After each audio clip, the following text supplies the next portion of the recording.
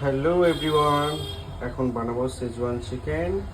তার জন্য আমি গ্যাসটা জ্বালিয়ে নিলাম।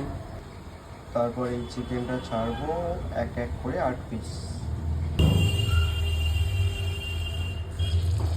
এক পিস, 2,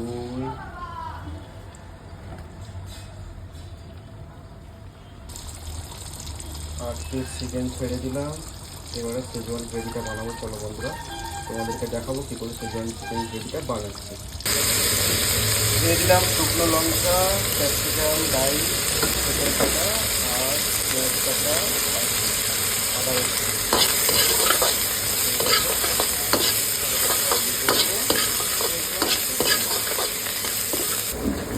মোটামুটি প্রায় তৈরি হয়ে গেছে শেজওয়ান চিকেন গ্রেভি। ওটা সস ফস দিয়ে হয়ে গেল। আর একটা জিনিস মেনে হচ্ছে কী বলো তো, দেখা সেইটা হচ্ছে এটা হলো স্টার আনিস পাউডারটাই মেন।